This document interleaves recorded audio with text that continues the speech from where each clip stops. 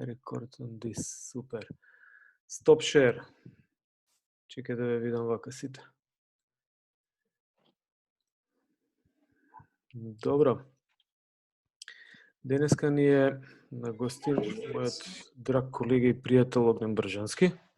Огне може да го видите најверојатно лево од мене. Вамо. Би требало да е. Другото лево. Другото. Различни се скриновите. Огнен, можам да кажам, за разлика од Карасијачани. Со Огнен се запознавме, јас кога бев, мислам, помлад асистент на факултет, а тој беше студент и уште вториот час почнувавме да менјаме информации, всушност да ме провоцира да јас да прочитам нешто во книга за да стасам да ги соберам истите информации што ги има и тој. Нема да кријам дека тоа ми успеало не на мене, туку не дека јас знам се, нели, него така. Сме можеле да се бориме со информации уште со тројца-четворица. Марко ми тикна првиот, ќе го спомнам, Огне го знае. Марко Секуловски обавезно. Секуловски еве се снима, ќе му пуштиме.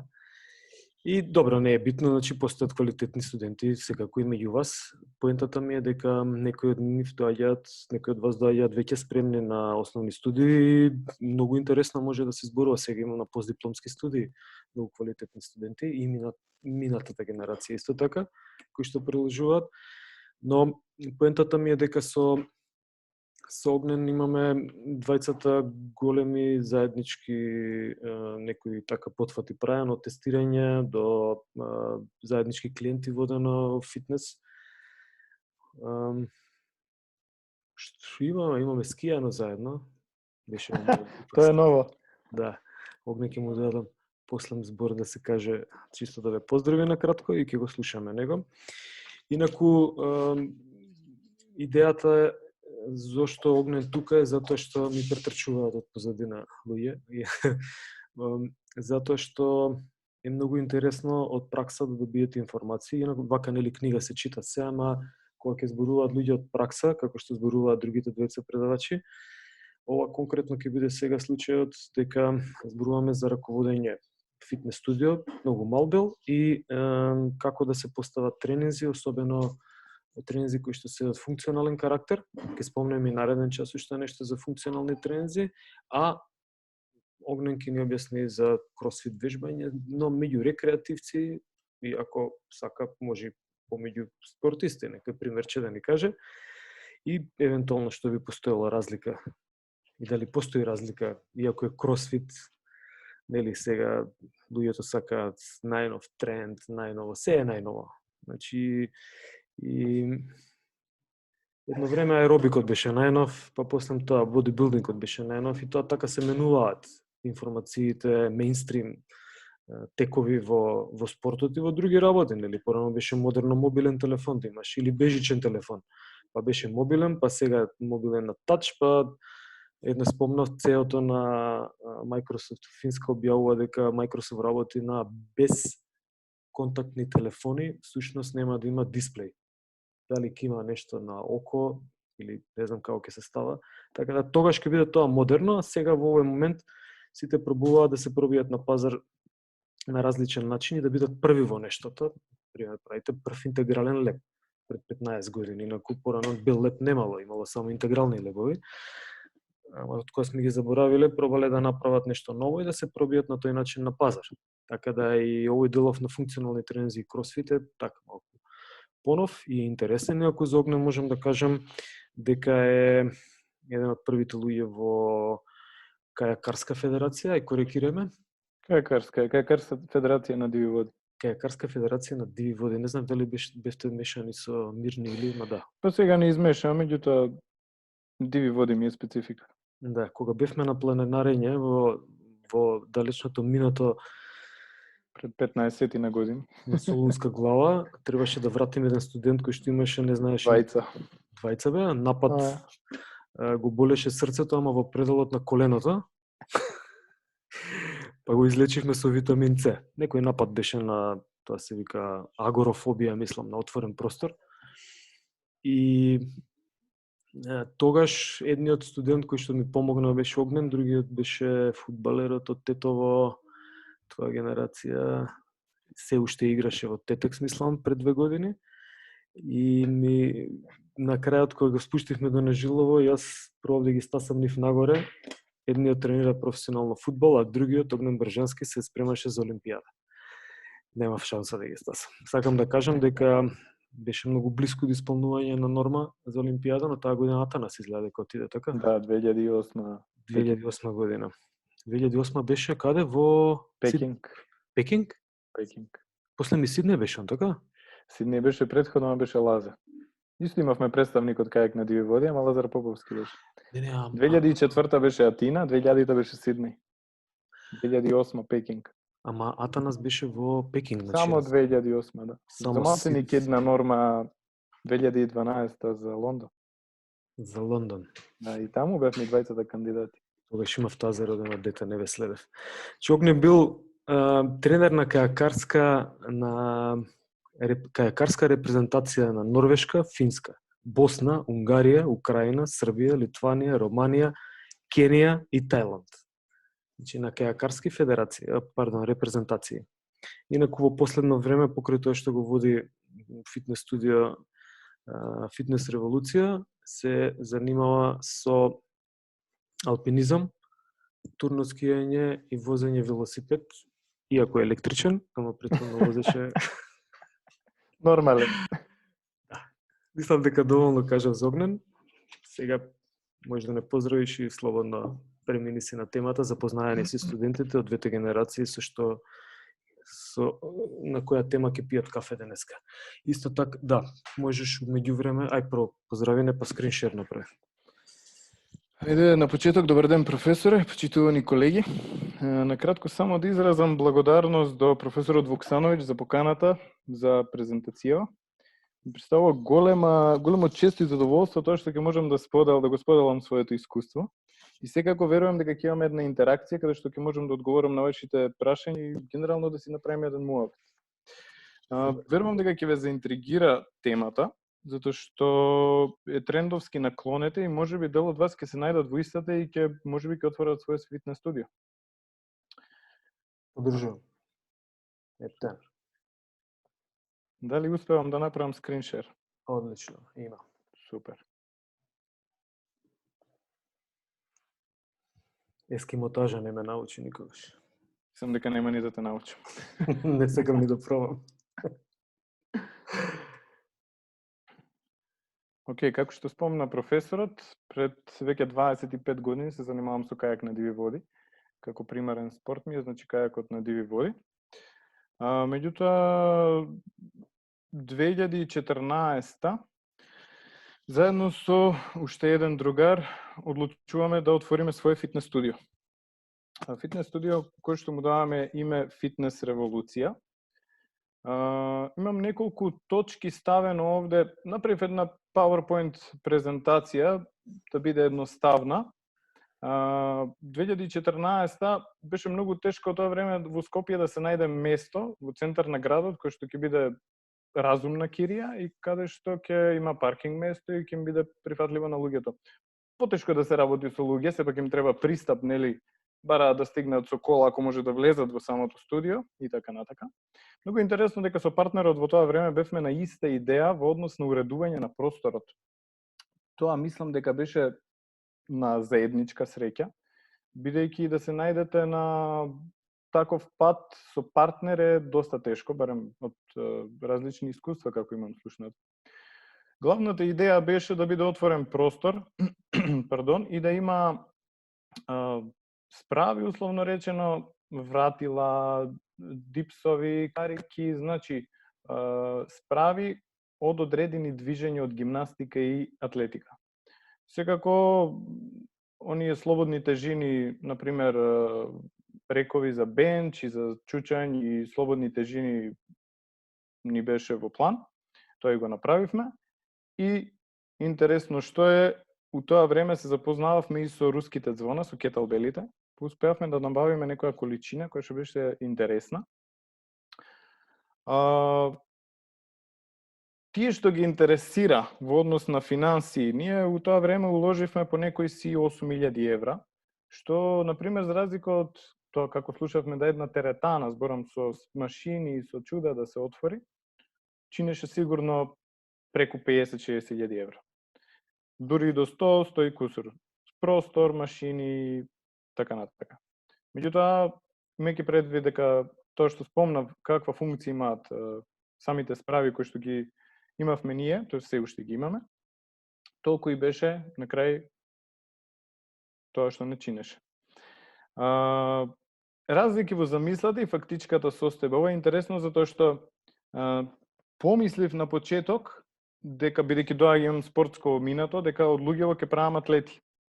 Од клиентите ќе правам атлети. Меѓутоа, кога фактичката состојба беше поинаква, затоа што најдов на луѓе кои што не се движат толку, чија што моторика е оскудна и фактичката состојба фактички беше различна од тоа што од моите очекувања. Така и почнав да ја менувам целта. Нормално, прво тоа што имаат оскудна моторика клиентите, тоа што например не можат да скокаат на јаже, не знаат да скокаат на јаже, не знаат да направат правилен чучењ, начекав на доста препреки. Така да решив да почнам од самите основи, да ги научам правилно да се движат. Кога зборам правилно да се движат, мислам да правилно да стојат, правилно да одат, правилно да седат исправени. И за тоа ми се смени целиот концепт. Природна селекција на клиенти. Во природна селекција на клиенти мислев на тоа дека фитнес револуција им изгледаше на луѓето, дека е некој баш така и како ја замислив да функционира, дека е некој фитнес студио кое што ќе се изведуваат тешки вежби, во тоа време беше кросфитот во подем, па луѓето гледаа YouTube видеа каде што кросфитот, не знам, луѓе паѓаат у несвест, повраќаат и чуда. Меѓутоа тоа е далеку од вистината. Сепак селекцијата на клиентите се направи во однос на тоа да луѓе кои што навистина сакаат да вежбаат, се задржат и ден денеска, веќе 7 година како функционира фитнес револуција, ги имам истите клиенти. Ала Богу, има и нови. Тоа е во однос на историјата и почетокот на самиот начин на работење. Следно, малце опширно ќе објаснам овде за тренинг програмата и идејата. Идејата ви ја спомнав што ми беше, меѓутоа тоа го тргам на страна. Ќе ви кажам од каде самиот начин на функционирање, пишување на тренинг програма, креирање на еден тренинг произлегува. Не можам да не, веќе ви спомнав претходно дека гимнастика и атлетика не можам да ги избегнам како, не знам, кралице на спортот и едни движења кои што даваат една основа. Меѓутоа бодибилдингот, тука имам некои линкови, меѓутоа мислам дека не можам да се приклучам до нив. Верувам ќе може професорот да ви ја даде презентацијата, па ќе може тоа се некои Инстаграм линкови од кои што имаат слики и видеа од бодибилдинг, движење и слично. Генерално, 4 компоненти ќе речам: бодибилдинг, кросфит, функционален тренинг и руски звона. Значи 4 компоненти кои што ги земав како такви и од кои што извлеков бенефит и нормално некои аспекти од истите за да можам да направам тренинг програма. Кога професорот спомна кросфит на почеток, меѓутоа не сакав да го прекинувам. Тоа што се прави како тренинг програма во фитнес револуција не е кросфит. Бодибилдингот, кросфитот... Извинувам. Ништо таман работа. Моје да објаснам. Ја оставам на тебе и те прекинувам, се задржам за право. Пошто ја немам инфо сега, оставам на тебе и ти се кажа. Супер, ама добро е да се чуе, затоа што... Да, супер. Да, и многу е лесно, например, луѓе ќе дојдат, супер, ова е кросфит. И сега ја објаснам што е, наверно ми треба оваа презентација едно 30 на минути, ама еве баш имате можност да чуете. Бодибилдингот како таков е основа на движењата во случај да се опфати еден почеток на одредени движења, еден почеток на една тренинг програма. Кросфитот како таков се уште, меѓутоа и пред 6-7 години, беше во подем и трендовски ептен испромовиран.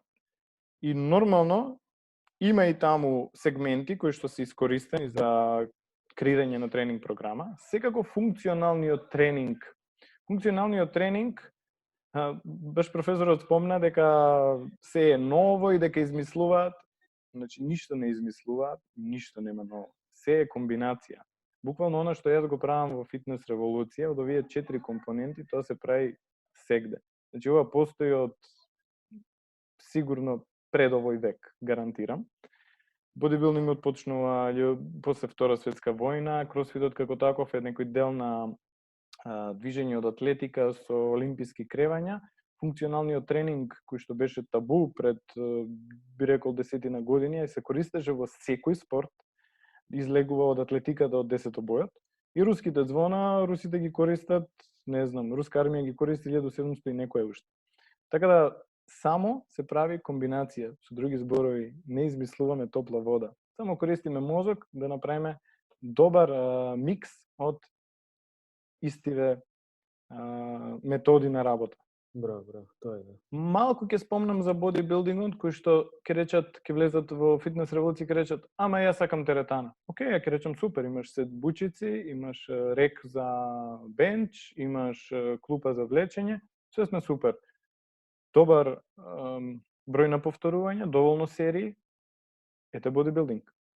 Кросфит, сакаме карики, сакаме скокање 2 пати на јаже, сакаме бърпи, сакаме скокови на кутија, океј, тоа има у Фитнес револуција. Проблемот со кросфитот беше што не смислија тренинг програма, него ден за ден даваа вежби. Како тоа, да, луѓето успеваа да излезат од секојдневието и да направат нешто, меѓутоа не беше програмирано, не беше систематизирано и се направија доста утки. Функционалниот тренинг, како таков, постои одамна, само треба доволно искуство за кога да се искористи, како, и руските звона исто ќе ги спомнам, кои што јас ги користам доста во Фитнес револуција. Руските звона е интересно затоа што пред 5-6 години во контакт со Руска федерација за кетелбел, свативме уствари дека имаат и надпревари во одредени 3 движења, да не навлагам, да не губиме време на тоа. Меѓутоа се многу интересни, затоа што опфаќаат моторички способности како брзина, експлозивност, па дури и сила. И наоѓаат, па би рекол, и широка примена. Меѓутоа, сепак е многу важно да правилно се изведуваат вежбите. Како пета точка ми е пристап кон уклучување на повеќе моторички способности во еден тренинг и нивниот бенефит. Ја кога тренирав на времето, имавме тренинзи од словенечка програма, кајак и кондицијска и генерално за. Се знаеше дека во денот се вежба една моторичка способност. Ако се осврнеме на претходните 4 точки, ја веќе наброев 3 или 4 моторички способности во еден тренинг.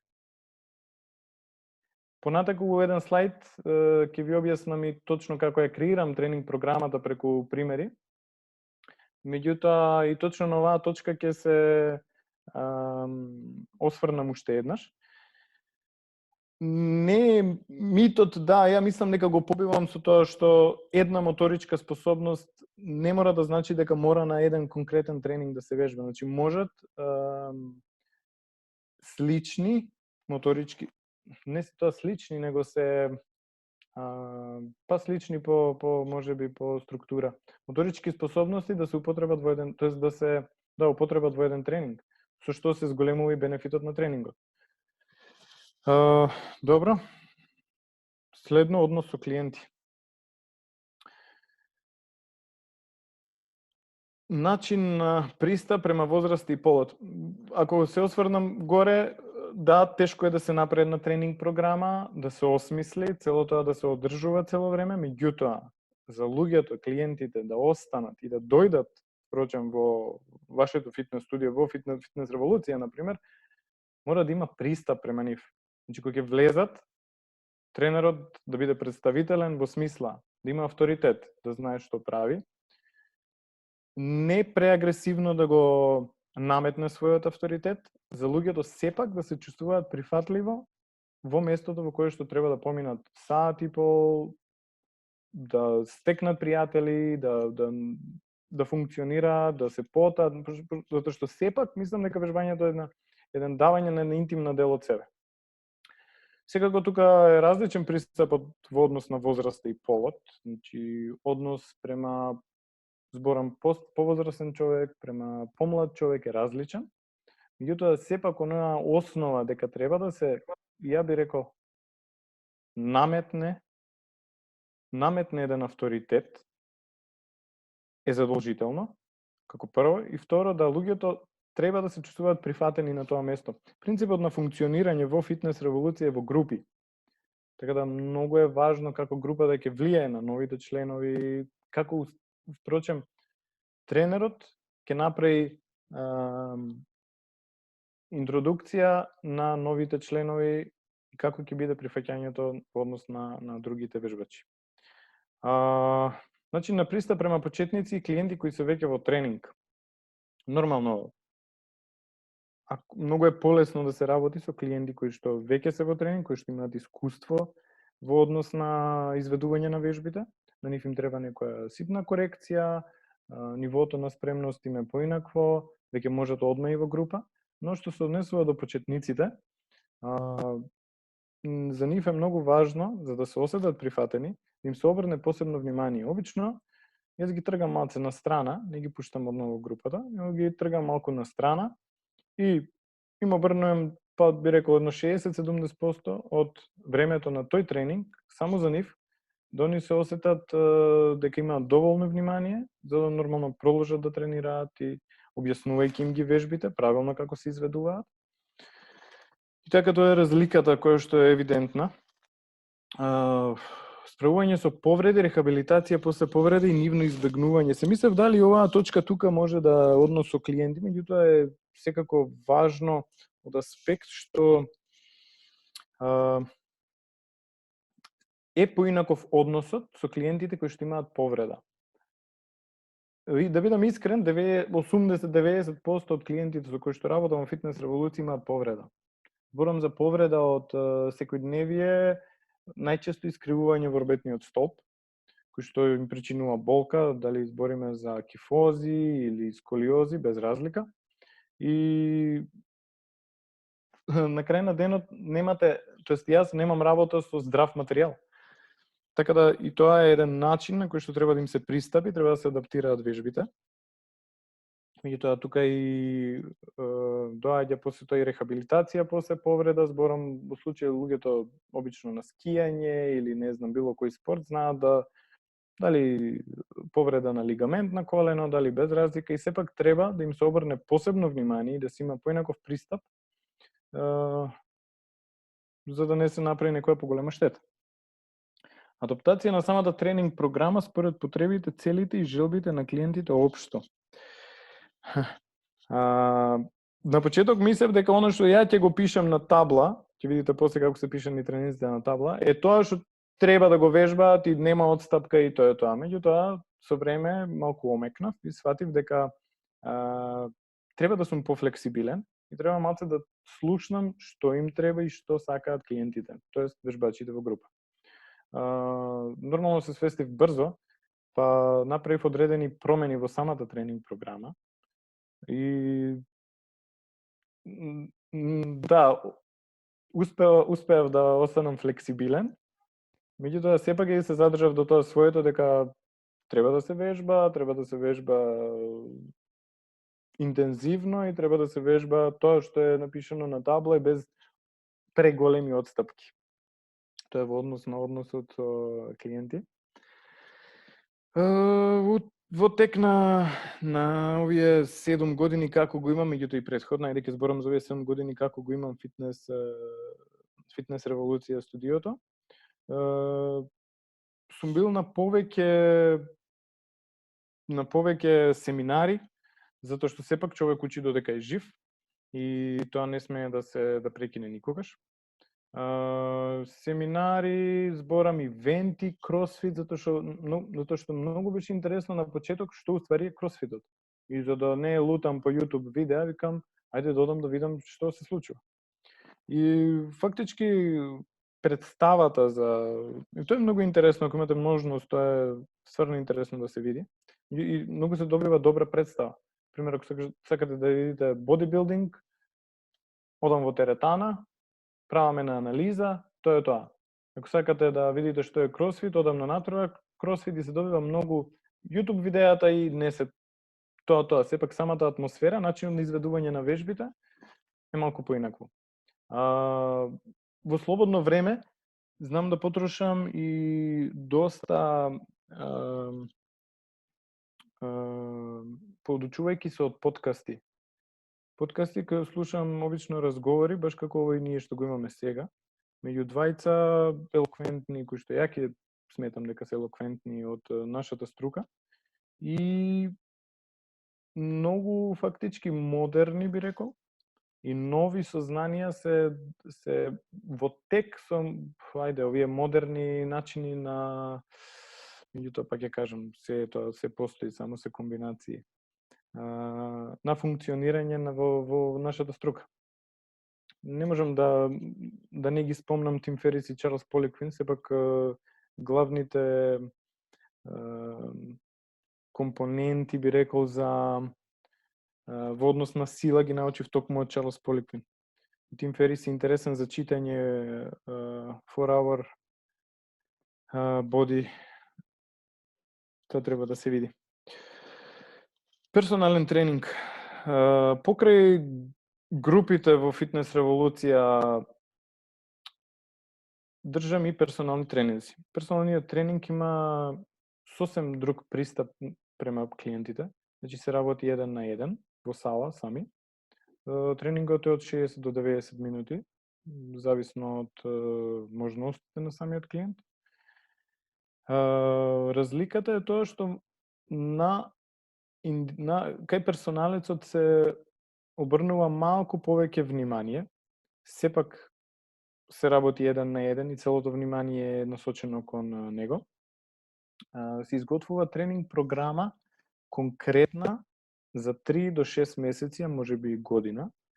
И многу се мали одстапките за од таа програма. Секако не го исклучувам и тоа дека 99% од персоналците бараат и нутритивен план, кој што се прави заедно во консултација со самиот клиент.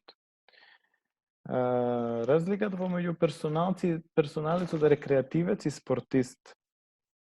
Морам да бидам искрен дека рекреативец го пишав обичен смртник, затоа што така ги викам.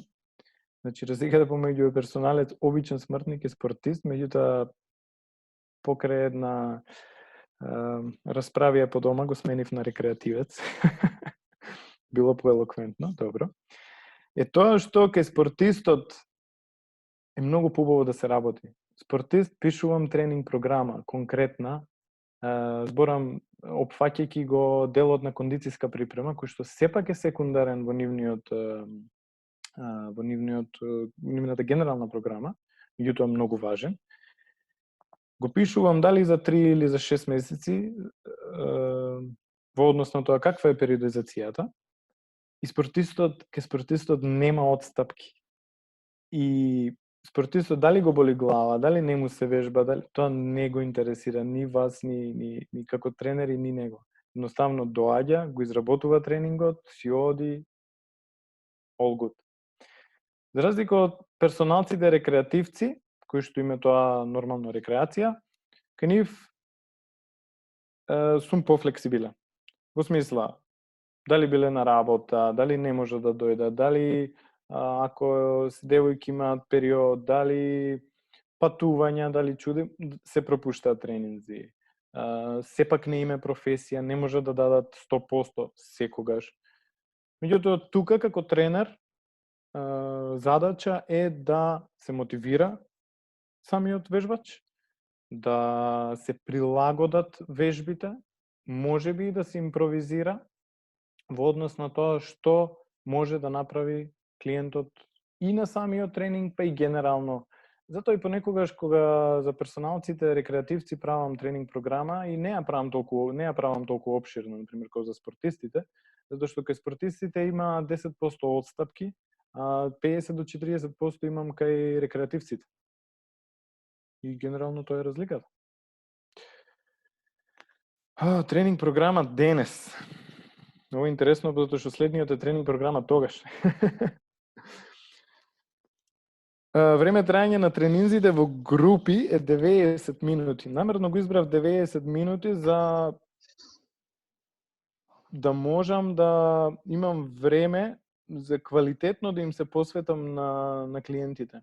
Во смисла, не сакав да ги брзам 60 минути, може ќе имав време во тек на еден ден за уште една, може би две групи од 60 на минути, ако ги направев. Меѓутоа, некако не може да можам да се изразам. А 90 минути ми е најоптимално време да се изразам. Зборам, да луѓето дојдат, се пресоблечат, обично гледам да се точни на време, да ги загреам добро, да имаме воведен дел во тренингот, главен дел и на крај кулдаун, тоест истегнување, стретчинг, без разлика. Поделба на деновите според мускулни групи. 90% од вежбачите во Фитнес револуција вежбаат преку еден ден, тоест понеделник, среда, петок или вторник, четврток и сабота. Поделбата на деновите се однесува така што понеделник, ајде ќе рипнам два слайда да ви го објаснам тоа. За тоа како се случува тренинзите денес. Професоре, се гледа убаво? Сори, јас сум на мјут, да, се гледа супер, Да. се ставив на мјут за да не пречиме и супер тераш. Супер е. Супер. Ова е еден пример за тренинг понеделник и вторник. Значи, деновите се поделени понеделник, среда и петок, вторник, четврток и сабота. Понеделник и вторник се исти тренинзите, среда и четврток, петок и сабота се исти. Значи, понеделник, генерално понеделник тренингот се заоснова на, ако збориме за поделба на мускулни групи, за грб и гради, значи сепак е земен сегмент од бодибилдингот, грб и гради и се прави компонента да тренингот биде функционален. Значи, ако погледнете длабоко во левиот дел од таблата, зборам 5 rounds пишува 7 chin-ups, 9 bench press, 12 kettlebell swings, тоа е левиот дел, каде што сепак ги делам и вежбачите во две групи. Едни кои што сакаат повеќе со тежини, други десно, тоа е овој десен дел, пишува in pairs, значи ви вежбаат во парови, се едно. Каде што се вежба повеќе со сопствена тежина. Значи, поентата е иста. Вежбаме гради и грб понеделник, меѓутоа тренингот е функционален со функционални движења во истиот, земајќи кетелбели, земајќи кутии за скокање и така натака. Меѓутоа, левиот дел од таблата е наменет за клиенти, вежбачи, кои што сакаат да вежбаат со тежини. Во самиот состав на тренингот постојат сегменти од бодибилдинг. Значи, збориме, ако се погледне левиот дел, 5 серии има 7 chin-ups, згибови на вратило, 9 bench press подигање на слободна тежина на клупа со шипка и 12 свингање со руско звоно и на крај се завршува со 30 скокање на јаже. Што ми е идејата? Грб и гради, 7 повлекувања на вратило, значи е опфатен грбот, 9 bench press, зборам градни мускули, и после тоа 12 свингања со 30 до 60 скокања на јаже. Може прашање? Да? Може прашање, извини. 7 chin-ups ти се 7 серии или 7 повторувања? 7 повторувања, 5 rounds. 7 повторувања се, да. Готово. Значи 5 rounds е горе, а ова се повторувања. Да, готово. Да. Поентата е да после 7 chin-ups и 9 bench press, ако го загледаме од бодибилдинг аспект, правиме некој си суперсет и реално во бодибилдинг сферата би одмарале 2 минути, минута до 2, после таков суперсет, зборам 7 и 9 повторувања. Јас таа пауза ја правам активна. Давам едно движење кое што е мултифункционално, Значи, за да се изведат овие движења, ни требаат повеќе мускулни групи кои што и не толку влијаат на претходниве две. 12 свингања, 60 скокања на јаже. Има доволно пауза за да се регенерира телото за втора серија. Генерално тоа е идејата. Слично и во десниот дел, меѓутоа се работи со сопствени тежини. Токму овде може да се види, овде поентата е и нив да им биде интересно. Тоа е она адаптирање на клиентите што сакаат. Сепак и нивната интеракција еден према друг е многу важна. Затоа правам една комбинација од пак активен одмор, каде што едниот весла, имам концепт машини, тоа е веслачка машина, а другиот прави 7 бърпис, 9 стомачни, 12 чучњеви.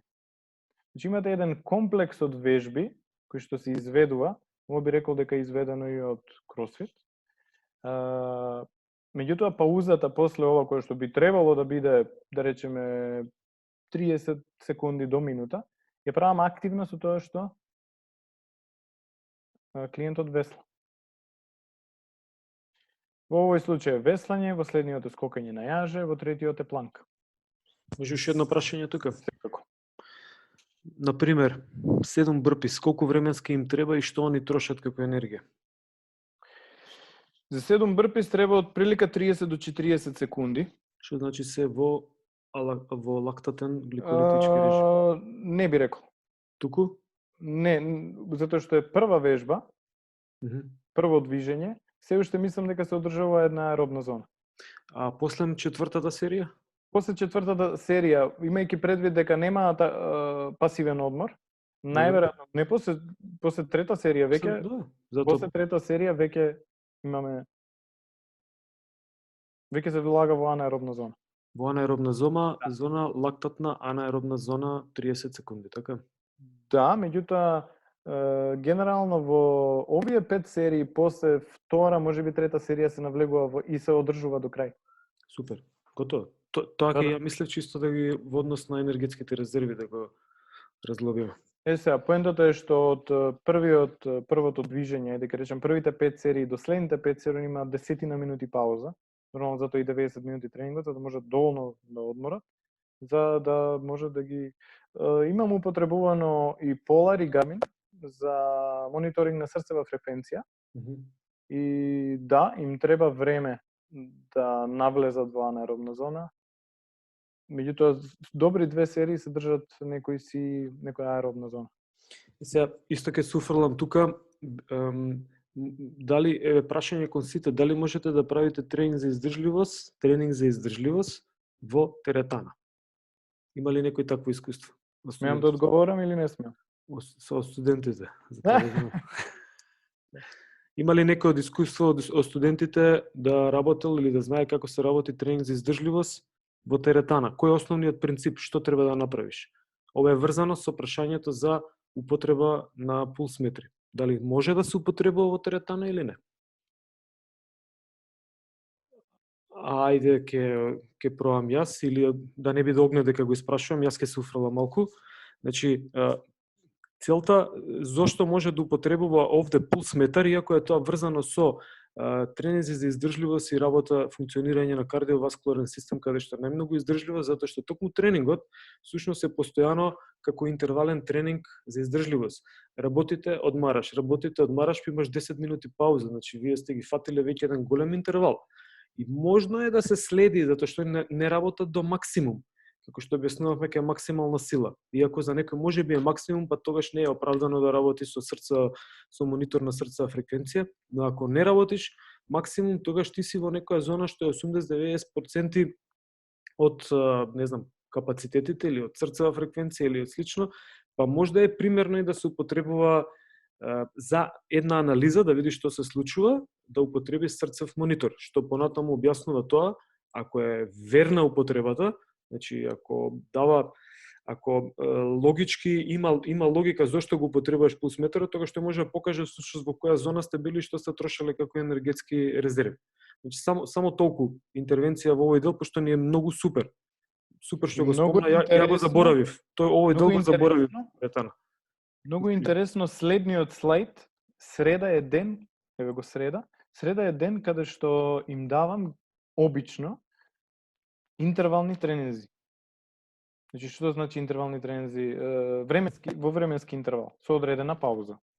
Да бидам искрен, тоа се тренинзи кои што се изведени од мојот спорт.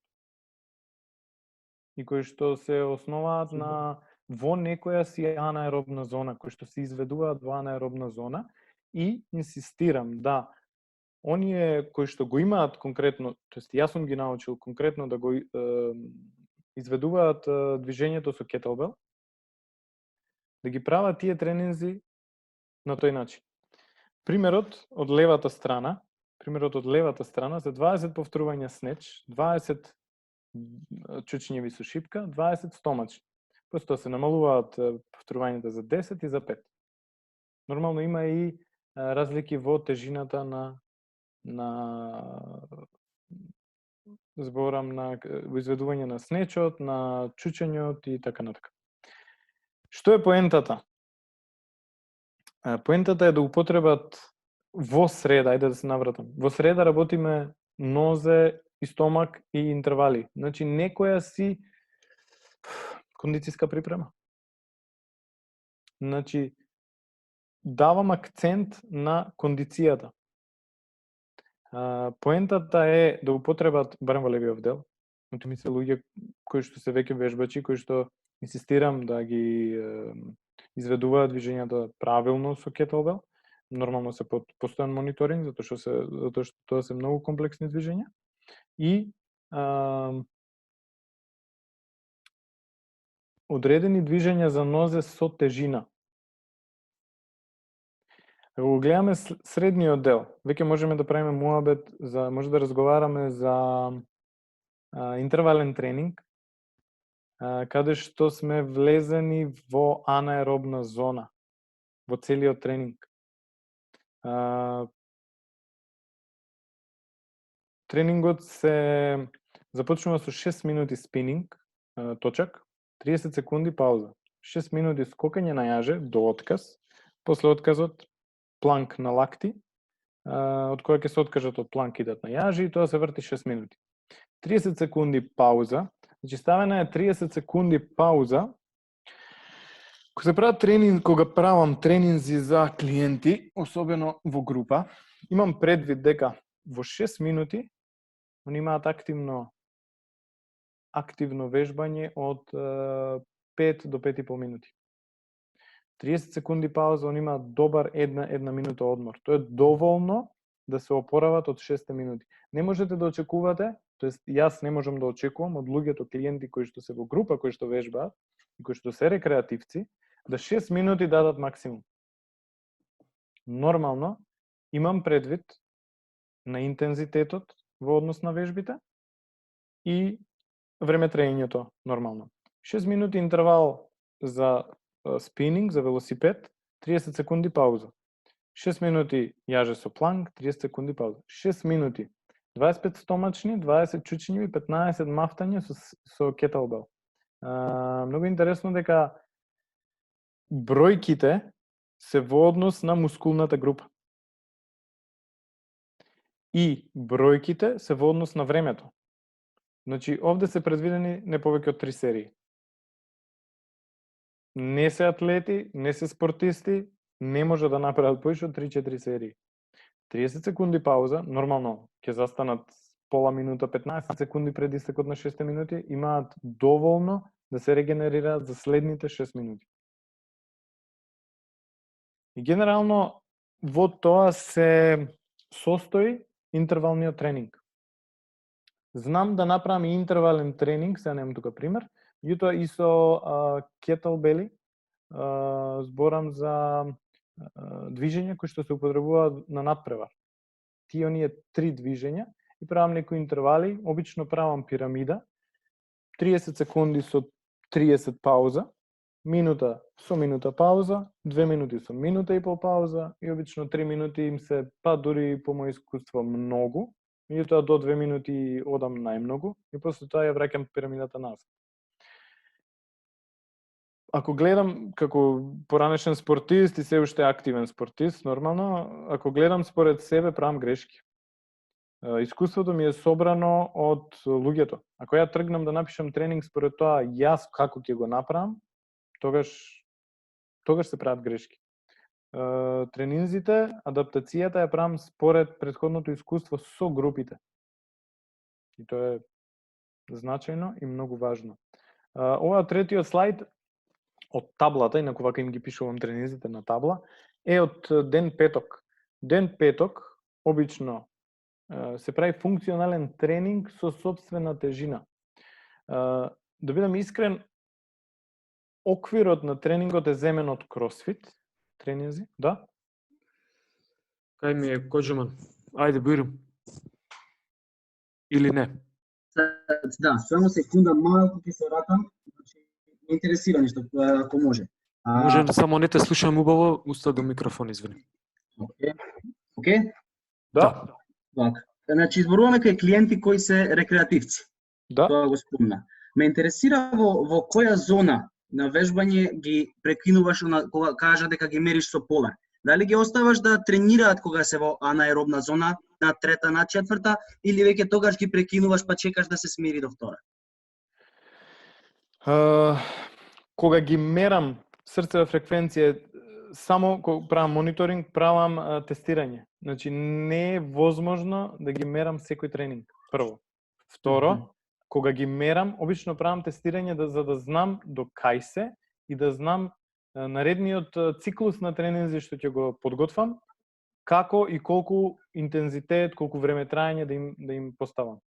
Прашањето е супер во случај да имам мониторинг на секој тренинг. И да, например, ако мене ми е замислен тренингот да биде во анаеробна зона, нормално не би ги држал, зависно од вежбите, што е многу битна компонента, повеќе од 4 до 6 минути, но ќе им дадам доволно пауза, активна, сепак, не со висок интензитет, меѓутоа да спушта срцева фреквенција до една аеробна зона, ајде да речеме 120 удари во минута срцева фреквенција.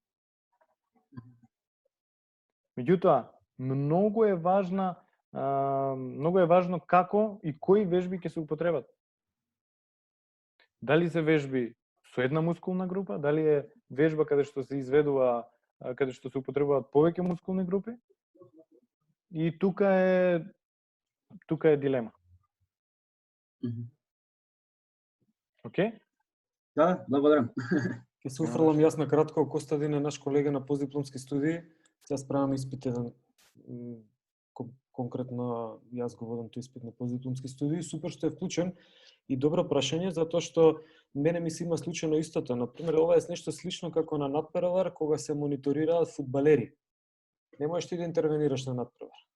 Овде не можеш да интервенираш затоа што ова е друг тип на тренинг, значи може би мониторираш, па кој што каже Огне, два исти типа на тренинзи ако имаш, па тогаш да споредиш што се случува и дали има промени да ги бараш или значи дека они секогаш ќе срцевата фреквенција на ваков тип на тренинг ќе покаже точно како во аеробни услови, кога работиш издржливост.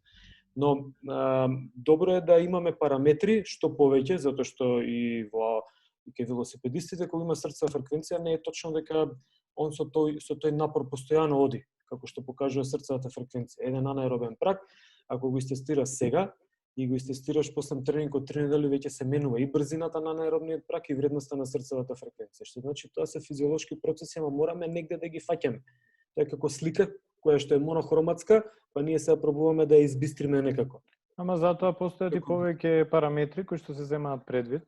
Да речеме, ако разговараме за бициклизам, за велосипедизам, тогаш се земаат ватажа, се зема каденца. Така да трите компоненти се земаат предвид и тогаш имаме јасна слика веќе. Затоа овде е многу деликатно, дали ќе го направиме на две мускулни групи тренингот, дали ќе го направиме на цело тело, дали ќе го направиме само на нозе. Да. И од тука произлегува дека е тешко дури да се мониторира. Меѓутоа морам да имам мониторинг од време на време. Една исто информација, професорот Ванчо Попетровски, повозрастните студенти го знаат, ќе слушате медицина на спорт, он има право на магистерска одбрана на магистерска теза, каде што проверка на срца фреквенција за вежби за обликување, кои што на пример работите прво со раце, па со труп, па со нозе. Кој како влијае на срцевата, кои вежби како влијаат на срцевата фреквенција и на притисокот. Со самото подигнување елевација на рака над, значи, ниво на срце, веќе се зголемува срцевата фреквенција, што значи свингање на кеттлбел во височина За разлика од чучањ, пример, да, каде што чучнувањето е најголема мускулна група е група квадрицепс. се користи, да. Тука затоа ова што го каже Огне апсолутно, барем јас се сложувам. Не би должел. Само уште секунда, ако може да се... Ајде, слободно. Не сакам сега да го прекинувам предавањето, знам дека е ограничено времево. Може би друг пат би зборувале за ова, меѓутоа ова ме интересираше. Веќе јас имам пример, јас сум веќе тренер и имам клиенти кои ги персонални клиенти, Добро. кои што ги мерам за време на тренинг. Добро, супер. Сега баш тоа ме интересираше од искуство. Кога правиме функционален тренинг, било како функционален тренинг, тука ме интересира кога да го застанеме клиентов според вас кој е рекреативец. Во која зона би го застанали за да остане во тој функционален тренинг, за да не премине во премногу анаеробна зона. Тоа, колега, вие може да одговорите на тоа прашање, кога ќе се запрашате која е целта на тренингот. Так, меѓутоа баш ме интересираше кога ги застанувате, веќе спомнавте многу пати секунди. Во кросфитот гледам дека многу пати секунди има. Со толку и толку секунди. Јас повеќе работам на репетиции на срцева фреквенција отколку на секунди, па затоа сакав нешто тука да се направи некоја компарација. Сега вака. Да, тоа е интересно затоа што јас репетициите ги имам сведено на време траење. Значи, ако ми треба да речеме, нели ги преточив во претходниот слайд се гледа. Јас викам за 6 минути во третите 25 ситап, 20 чучњеви, 15 свингања. 6 минути. Ја викам тоа ќе направат 3 серии. Кај рекреативци, така? Кај рекреативци. Јас знам точно од претходно искуство зборам колку они ќе направат и фактички истиот тренинг јас можам да ви го преточам и во рунди, во серии. Меѓутоа, добро е прашањето во смисла дека ако ми е целта да ги одржам во анаеробна зона, како го кажав и претходно, не повеќе рекреативци од 4 до 6 минути. Дури и тоа може би многу, зависи од вежбата која што се изведува. А паузата би била, сега не знам вие колега како се справувате со паузата, која што е многу важна тука, меѓутоа обично ја земам да биде активна пауза и да се спушти негде кај срцевата фреквенција до 120 удари во минута. Така, да. Не, сега прави одредени вежби, најнаш седнува и нормално пулсот ќе, срцевата фреквенција ќе опадне драстично брзо, така да се зема активна, зборам, лесно движење, можеби велосипед или било што, да се полека да се намали срцевата фреквенција, каде што би се добило и повеќе време за опоравок. Нема, особено во кросфит, ако ја ги пратам веќе долго време, немаат представа за ова што ние го разговараме денес. Немаат представа за зони, немаат представа колку им треба да се регенерираат. Имаше еден документарец каде што они викаат дека, мислам, тоа е малце и без врска, дека го побиваат митот за претренираност. Ја не се согласувам со тоа апсолутно. Значи, сега збориме за некои додатни суплементи сигурно во игра, меѓутоа без разлика. Паметна тренинг програма се прави со добро искомпонирани движења, зборам вежби, и секако одмор, дали активен или пасивен, кој што има значајно влијание во самиот тренинг. Супер. Cool. Имаме 1 час поминат, само да најавам. Добро, супер. Јас се навраќам на тренинг програма тогаш на брзака. Многу земав сегменти од овој понеделник лево, интересно. Ги пишував во тефтер. Тоа е навика од тренинзите во кајак. Ги делев тренинзите според група. Веќе мислев дека си ги знам луѓето и дека можам да направам тренинзи во група. Ова е тренинг на левата страна. група од 3 до 4,5, значи 90 минути тренинг, каде што они прават одредени вежби, 6 вежби, 6 серии, табата интервал, кој што е 20 секунди работа, 10 секунди пауза. Ова денеска, кога го сликнав и кога го видов, викам, леле, што глупости сум права. Затоа што, добро, експериментирав и за да денеска знам ова малце нешто што го знам и да можам да ви го пренесам, мораше да почне од овде. Препознавање, сум го пишал со големи букви. Значи, сите тренинзи што ги имам до сега како искуство напишано, можам и да ви ги пратам и да ги видите и да отворите фитнес студио и нешто да ви фали. Добар тренер знае да препознае луѓето, можеби, во случај да дојдат знаеки што сакаат, вие како тренери треба да препознаете што одговара за нив. Во случај да не знаат што сакаат, секако треба да се препознае што им одговара, која вежба, што им треба, гледајќи ги физиолошки, анатомската функционалност, моториката, конституција на тело. Значи имаме доста фактори кои што влијаат и кои што треба да се препознаат кај една индивидуа. Замислете дека ја работам со Фитнес револуција има 80 до 100 клиенти, плюс персоналци. Можам точно да ви кажам за секој со име и презиме што му фали, што треба да прави, кога треба да прави, колку треба да јаде, колку треба да одмара, колку серии треба да прави, кои вежби треба да прави, кои да не ги прави. Значи, главната поента на тренерот е да препознава. Многу е лесно денеска, не знам, на Pinterest, на Instagram има еден куп тренинзи, ама поентата е кој тренинг за кого одговара. Следно нешто што сум запишал овде е сила.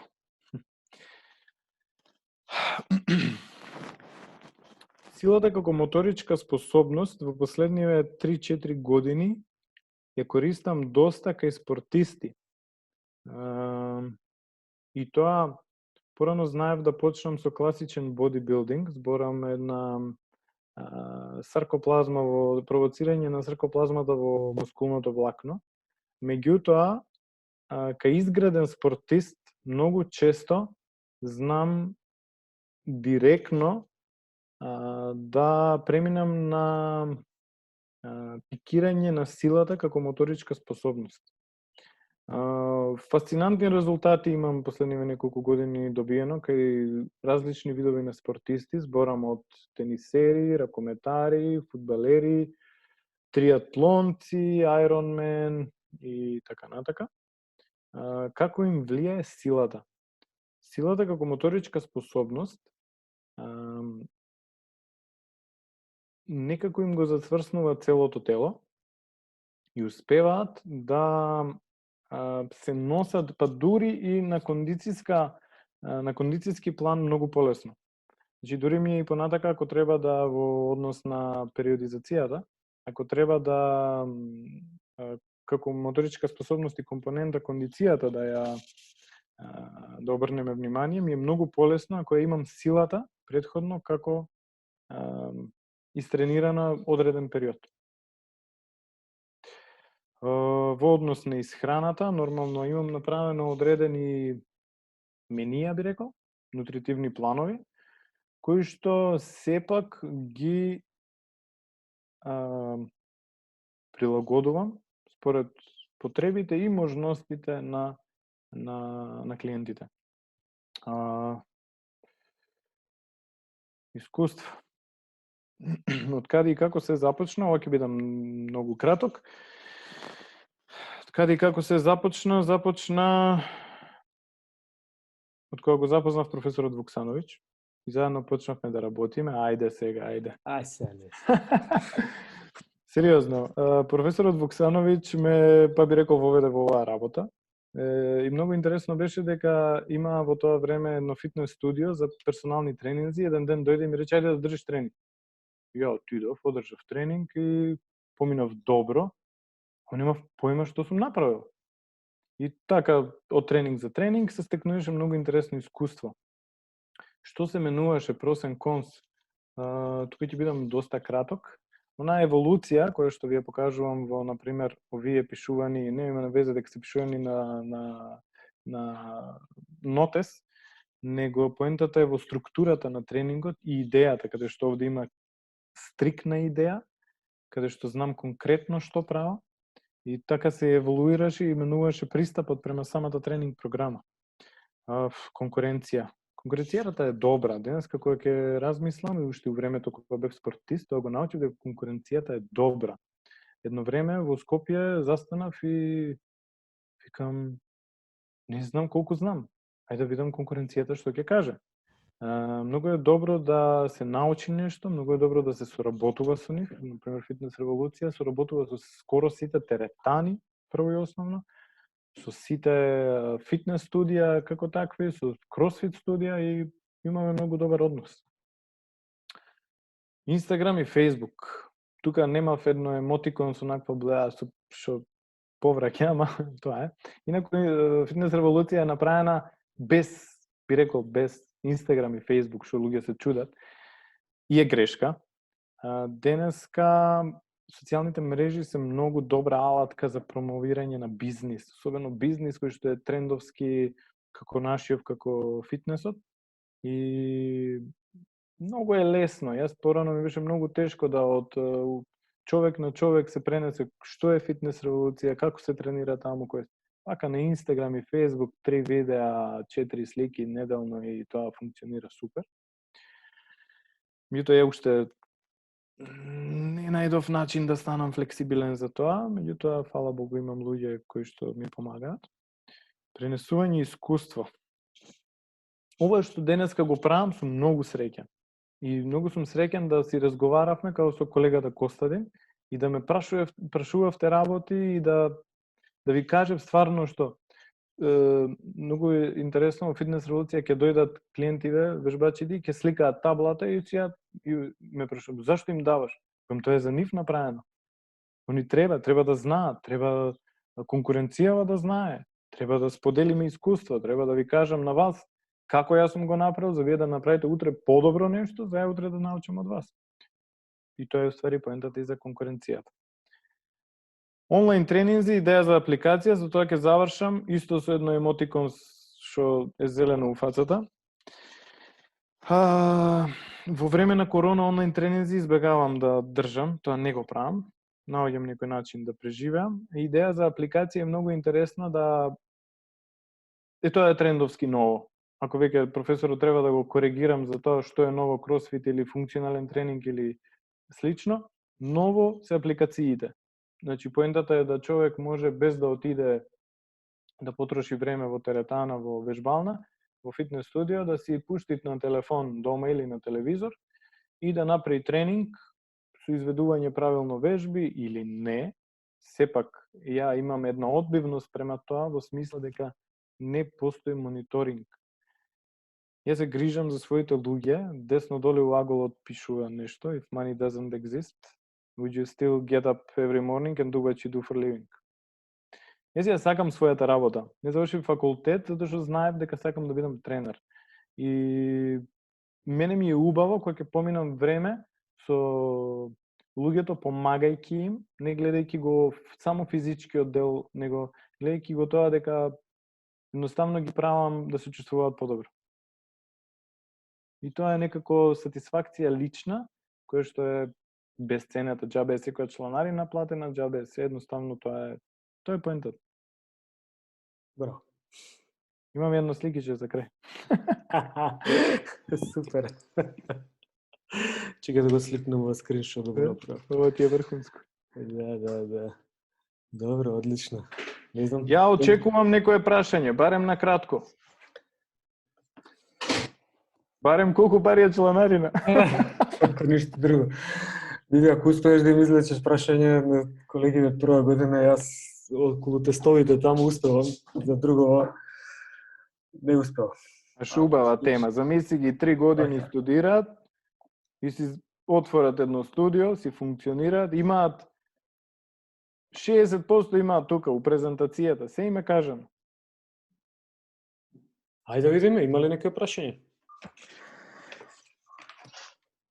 Јас имам едно вака повеќе персонално прашање. Ме интересира како некој човек почнува да се занимава со кајак на диви води. Треба да си купи куќа поред река. Треба да се родиш у матка како мене и да немаш избор многу. Не, се шалам. Има неколку клубови низ Македонија кои што функционираат доста добро. 2 се во Скопје, 3-4 се во Велес. И, например, не знам, малце е денеска тешко децава да се изнесат надвор, особено, не па се фатат да веслаат у Вардар или на треска. Ама па има, еве јас моментално сум тренер во клуб кај мене, во кајакано клуб Илинден. Имам 10 деца кои што се херои. Зимоска ја им го кршев ледот во езерцата во парк да весла. И ја тоа го правам со нив онака, без пари, чисто од љубов, да само деца да продолжат да веслаат. Значи има. Еден од најстарите спортови во Македонија. 48 е Вардар фудбалски клуб, 52 е водени спортови, 51 направен во Скопје. Така да имаме традиција, имаме квалитетен кадар и кој сака може да весла. Интересно. Многу назумни стои сликава. И го првиот слайд треба додека јас објаснувам нешто да направам скриншоти од него ако може. Збориш за ова? Не, вториот. Или, чекај, ај може и тој. Нема да ги држам, само малце да...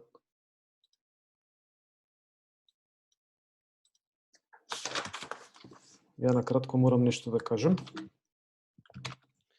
Додека го снимам ова. Може и следниот. Може следниот, не треба. Кажи нешто, молим те. Ти. Ништо, благодарам за вниманието, уште еднаш благодарам за поканата, стварно ми беше чест. Мислев дека поише ќе си направиме, ќе си разговараме со студенти, но меѓутоа верувам ќе имаме пак прилика. Јас, за да те снимам на камера, во скриншот да те има. Пошто само еден дал. Ама ценам за ќе ни кажеш одјавни зборчиња на крај, ова е веќе доволно што ни сум супер. Ќе планирав да почнам, на крај давам едно резиме на предавањето и ќе почнам од позади. Дека ретко ќе најдете од предавач или од некој што пренесува искуство, во овој случај даскал, значи исто не сум јас само даскал, туку сите што пробуваат да прикажат искуство некое и знаење, да најдете едно емотивно споделување. Значи, ви кажа колегата Огнен што значи да работиш како професор по физичко, тренер или да си активен во спортов и рекреацијата. Тоа ретко ќе најдете и затоа се успева, затоа што не мора на сила да ги правиш работите, него имаш мотив кој што те води за да можеш да основаш свој студио, да земеш и кредит ако треба и разни опции, да не биде наследено тоа од, ја многу сакам да кажам, од мама и од тато, значи може и од тамо да се наследи, ама треба да се знае во функција да се стави, се е во функција. И на крајот да се избориш и да немаш перде да кажеш, да, еве ги, ова се моите тренинзи, кои се твоите, ајде да видиме да изразговараме, браво, твојот тренинг е подобар од мојот во овој контекст, може ли да го искористам? Значи, тоа е тој шеринг на информации. Не да се нешто чува, прави и слично, сме го среќавале тоа кај многу постари генерации. Ај сега од почеток. Да. Од почеток. Значи, Огне спомна што треба да имате во едно фитнес студио. Значи, не треба да имате Lamborghini, Ferrari, туку треба тоа да Lamborghini-то треба во глава да го имате како информација или во книга каде да го најдете. Не ви треба скапо, мислам, не треба, ме свативте, не треба многу пари за да можете да направите нешто каде што вие ќе се чувствувате среќни и луѓето ќе бидат среќни и од тоа да живеете. Каков е односот со клиентите, што се треба да направи, ќе се надоврзам кај клиентите малку повеќе понатаму. Спомна што се може да работи во планот на фитнес, овој вид на фитнес студио, и не само овој, и други, Значи работи со рекреативци, со спортисти, со рековалесценти, со оние кои што се опоравуваат од некоја повреда, работи персонални тренинзи, работи групни тренинзи.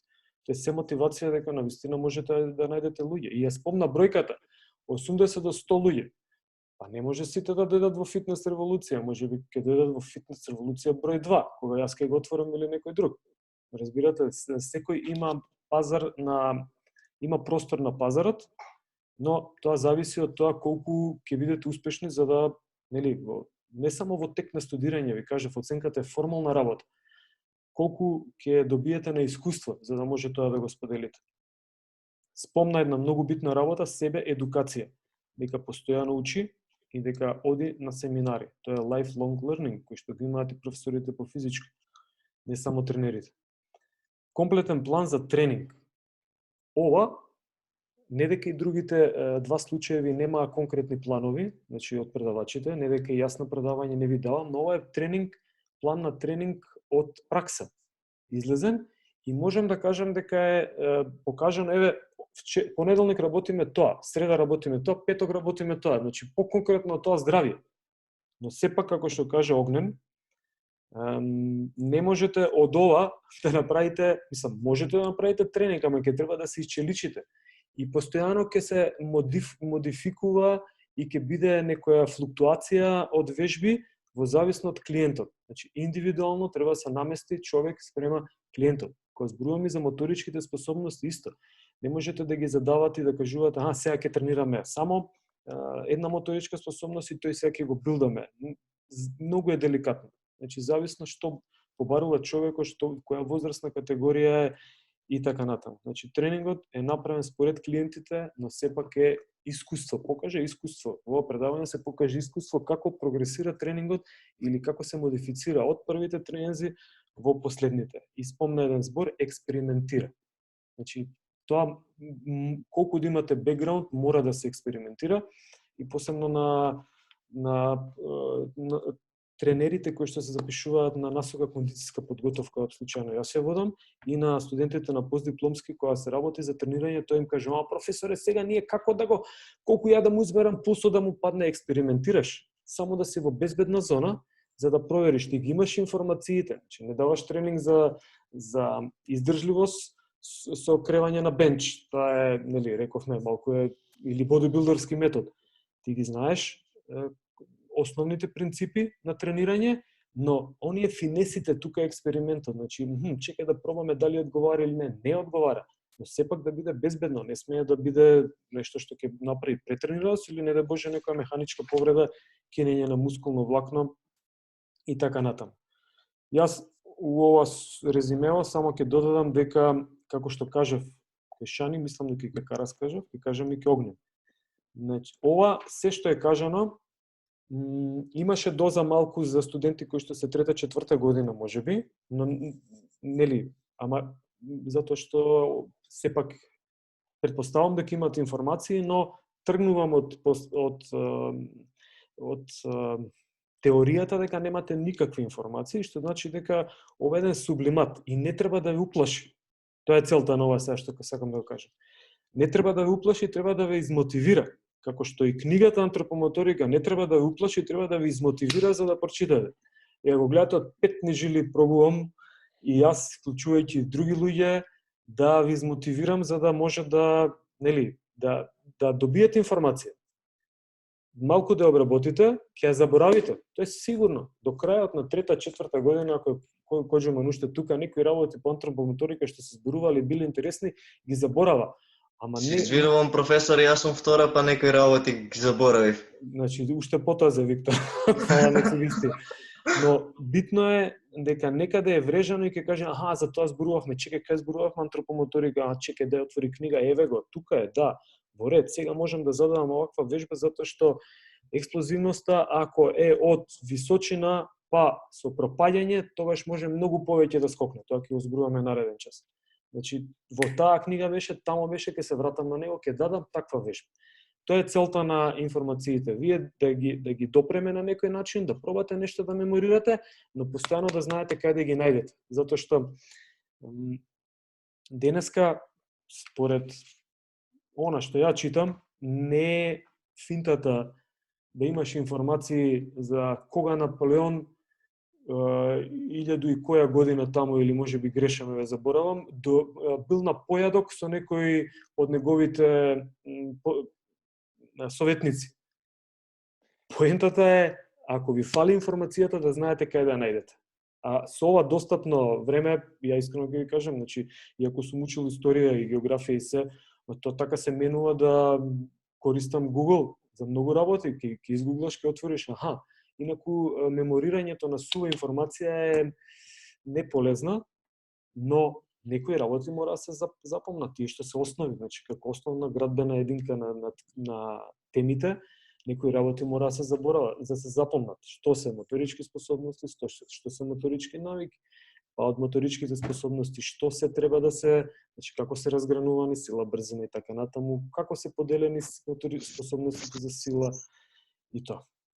Не држам повеќе, Огнем, ако имаш... Јас само секунда, ако може, повторно поставим. Баш ме погодивте овој момент што кажавте, мислам, ево и за помладите колеги, јас да сакам да споделам искуство. Баш убаво кажавте дека не се памти се, меѓутоа знаеме каде да го најдеме. Пола час пред да почне истражување, како што кажавте, тој проектот што го правам, барав параметри ми требаат за дозирање на силови вежби и баш ева сум на 193-та страна од антропомоторика, значи точно знам каде да го најдам. Не само тука, меѓутоа, ето конкретен пример, што и понатака овие материјали и наученото ќе може да им се најде. А и мене и на сите. Супер. Фала ти. Одлично. Пред да се одјавам, уште еден мал совет до сите. Читајте книги еден тон. И кога ќе ги прочитате книгите, применете го истото во пракса. Ако почнете од себе, после тоа на што повеќе луѓе. Експеримент. Експерименти е, мислам дека клучот на создавање вистинско искуство во нашата пракса, во нашата струка. И све сме супер околу читањето книги, меѓутоа знае во пракса да биде поинаку. Тоа што ќе го прочитате, применете го. Препознавањето доаѓа само преку квантитет, зборам на многу експерименти со луѓе, со клиенти, со спортисти, со било што. Супер. Експерименти, но со основа. Добра. Фала Богу, затоа викам еден тон книги. Одлично.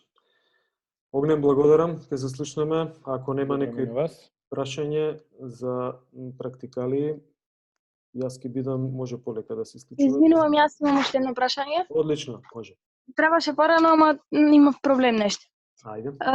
Сакав да му поставам прашање како се и самите кажавте дека работите со различни луѓе, различна возраст, различни барања нивни, како се справувате со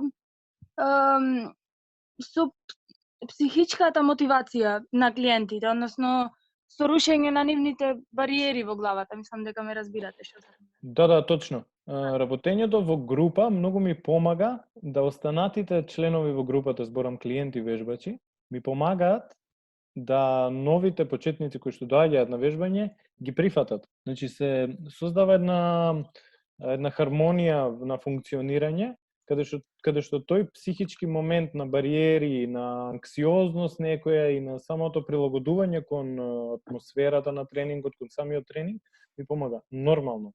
Кога се почетници, спомнав и на почеток, им обрнувам посебно внимание на страна. Значи, ја викам, не ги фрлам одма у оген, не ги пуштам со група, ако гледам дека не се соодветни за група. Ги тргам малку на страна, има доволно простор и нормално се зазема еден психолошки став кој што е сепак импровизиран според личноста. Спортска психологија, генерална психологија многу ќе ви помогне со клиенти. Да знаете, ја имам читано доста психологија и пристап према луѓе, зборам, тикови. Многу е интересно дека нашава струка, ако изгледа примитивна, физичко движење, е толку длабока да вие препознаете карактер на човек према неговата моторика. Значи, тоа многу искуство треба да сватите со време каков е човекот, во која состојба е, дури психичка и емотивна, преку движењата што ги изведува. Ја мислам дека тоа ми е моментално сега еден сегмент кој што и го учам и го доживувам е многу интересен за обзервација. Супер. Ана? Фала ви. Океј. Има уште некој нешто да прашам? Кога ќе звони? Добро. Поздрав, Огнен, фала, се слушаме. Само ми треба 2 минути, може да се исклучувате. 2 минути ми треба од чат да ги префрлам луѓето кои што треба да се потпишат. Океј, ја можам лив да направам, така? Може да, се исклучувам јас од видео. Поздрав, професоре. Да. Чао. Чао.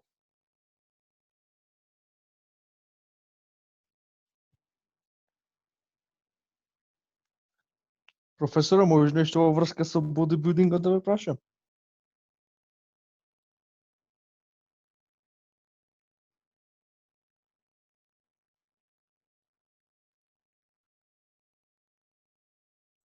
Извини, на мјут ми бил микрофонот.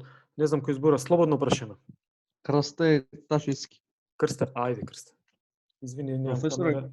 Може. Како може и ја се веќе ја пуштам? Не е проблем. Крсте, јас имаш прашање. Како изгледат и дали е опасна калиум натриум пумпа пред надпревар? Мислам во фазите на подготовка за пред сцена, за бодибилдинг. Значи, види се, прво ти дали знаеш што е калиум натриум пумпа? Не. Објасни ми. Не, што ме тоа е исто како те прашам ја, види, во ланов, во кола, дали е опасен да го вртиш напред-назад, пример. Значи, треба да знаеш што е калиум натриумова пумпа. Добро, што е калиум натриум? Тоа по физиологија се учи, Крсте, не кај мене. Калиум натриумова пумпа е по физиологија, тоа е основно функционирање на клетка, како функционира клетка. Мораш да имаш различно ниво на калиум натриум, за да, колку што имам ја информација, ќе си провериш од лекар или ќе консултираш физиологија на човечко тело од Гајтон, една од најстарите физиологии. Супер, 18 луѓе, па се слушаме, можеби, да слушнат и они. Принцип на осмоза си учел? Знаеш што е? Клетката мора некако да функционира со околината, така, да прима енергија, да се полнат митохондрии. Пази сега кај влегуваме на клеточно ниво. Калиум натриумова пумпа. Еве ти еден дисбаланс. Ако имаш повеќе натриум од калиум, телото не може да функционира. Па Значи, ме интересира што ти има на надпревар умрено тие работи, многу грчеви од Крсте, со тебе зборувавме за тестостерон, така? да. Дај баталете ги тие работи, бе. Работете нешто што е... Не ме интересира општо него онака. Ете, општо, онака кажувам, од најопшто. За да бидете во домен на здравието, треба да биде да го препознаеш човекот кога ќе му биде доволно некоја вежба и да му препорачаш можеби дека треба да изеде банана после напор, затоа што таму има многу калиум. Ако јаде домат, да не става сол на него. Компир исто, за да може калиумот кој што се потрошил да се надокнади. Ама не сум специјалист ја за тоа и не сакам да бидам специјалист, затоа што има лекари, не бодибилдери, него лекари. Има неколку бодибилдери кои што ја ги знам, може да постојат и други со кои што можеш да правиш ваков муабет и да ти кажат точни информации кои што претходно читале физиологија. Миле Рампо еден. Другите не ги знам, но нормално не може сите да ги знаеш. Може би ти познаеш други. Дека предавате. Ама не, ова е физиологија. Ја не пробав ни во ниеден момент да навлезам во конзумација на тестостерон или лачење на жлезди со внатрешно лачење. Ја цело време ви кажувам за принцип и методи на вежбање. Не објаснувам за нешто што е тајна или апче. Значи не постои апче. А во врска со исхраната можеш нешто да прашам? Па не сум ни за исхрана специјалист, ама прашаме, може би знам. Ова што ме прашуваш, калиум натриумова пумпа се однесува на исхрана. Отвори физиологија, прво разбери што е калиум натриумова пумпа и дали тебе ти врши работа уопште и дали само кај бодибилдинг има или тоа е нормално функционирање на клетките кога лежиш во фаза на мирување, па може би ќе ти станат некои работи јасни. Ма сериозно, Гајтон на интернет или калиум натриум пумпа, памп на Google, Википедија ќе ти отвори ако ништо друго имаш нека основна информација, ама не се држи секогаш до Википедија.